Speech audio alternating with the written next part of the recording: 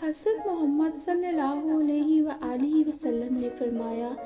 اے علی، اگر کوئی بندہ نوح کی عمر کے برابر خدا کی عبادت کرے اور احد پہاڑ کے برابر سونا اللہ کی راہ میں خرچ کرے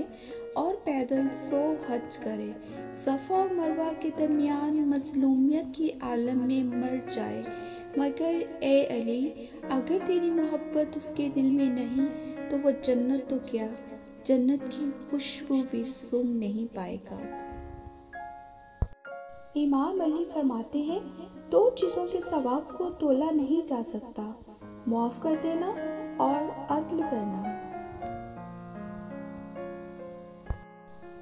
حدیث نبی صلی اللہ علیہ وآلہ وسلم، جس گھر کے دروازے رشتہ داروں کے لیے بند اور جس گھر میں رات دیر تک جاگنے اور صبح دیر سے اٹھنے کا رواج ہو جائے تو وہاں رزق کی تنگی اور بے برکتی کو کوئی نہیں روک سکتا۔ حضرت جابر نبی صلی اللہ علیہ وآلہ وسلم سے روایت کرتے ہیں کہ آپ صلی اللہ علیہ وآلہ وسلم نے ارشاد فرمایا،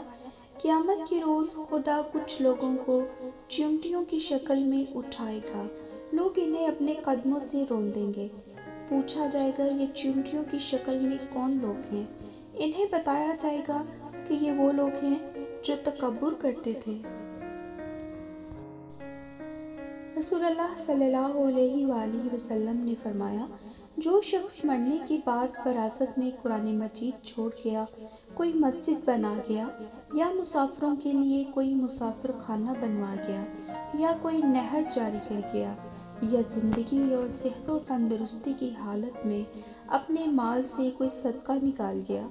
تو اس کا ثواب اس کے مرنے کے بعد بھی اسے ملتا رہے گا۔